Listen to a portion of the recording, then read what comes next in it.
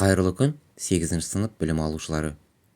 Қазақстан тарихы пәнінен қарастыратын кезекті сабағымыздың тақырыбы қазақстандықтардың ұлы отан соғысы шайқастарына қатысуы деп аталады.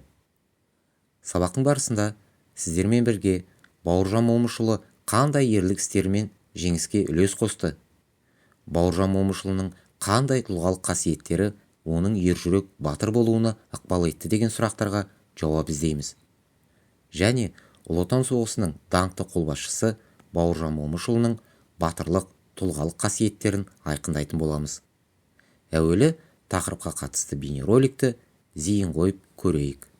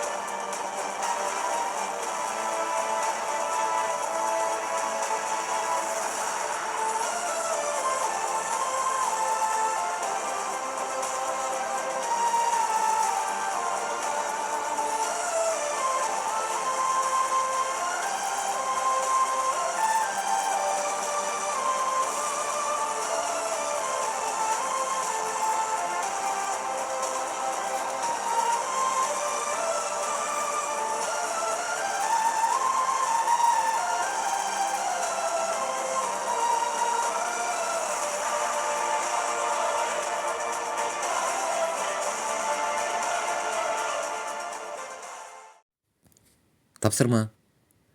Бауыржан Момышұлы туралы Қазақстан Республикасы тұңғыш президентінің пікірінде оның тұлғалық қасиеті қалай сипатталған? Бұл дәйек сөздің идеялық мазмұны неде? Бауыржан Момышұлына қандай мінездеме берер едіңіз?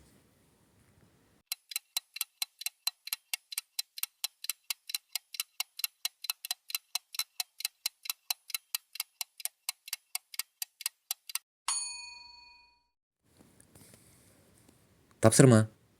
Деректерді салыстыра отырып, берілген сұрақтар бойынша талдаңыздар. Деректер қандай мақсатта жазылған? Олардан Бауыржан Момышұлының ерлігі туралы нені білуге болады? Деректер мазмұнының ұқсастықтары мен айырмашылығы неде? Авторлардың көзқарасымен қаншалықты келісесіз? Қорытынды жасаңыздар.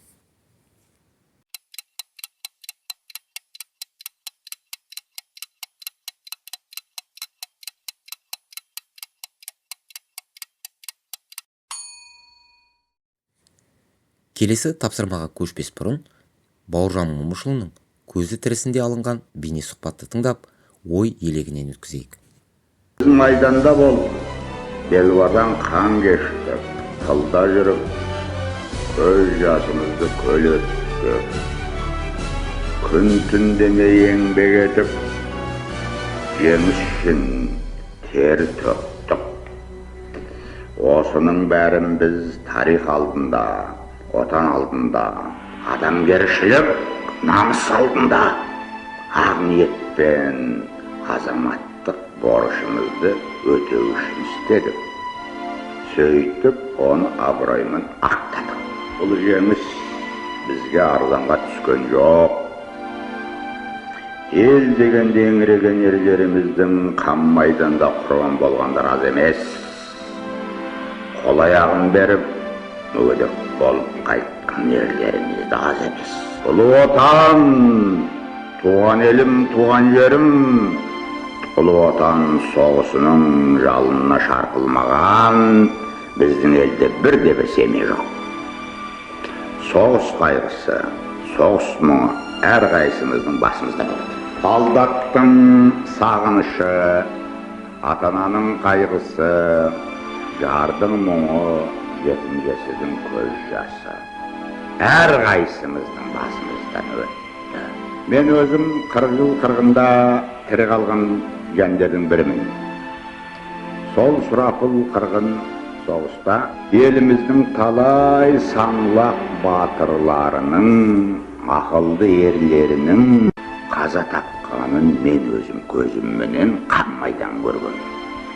Менен артық, менен батыр, менен ақылды жігіттер өліп кеткен көзіммен көрген. Олардың имандары жолдас болсын. Олар ұлы отанымыздың тәуелсіздік үшін жан, тәнін аямастан соғысты, тәуелсіздік үшін жан тәсіл етті. Имандары жолдас болсын. Тапсырма. Бауыржан Момышұлының қанатты сөздерін оқып, маңыздылығына талдау жасаңыздар.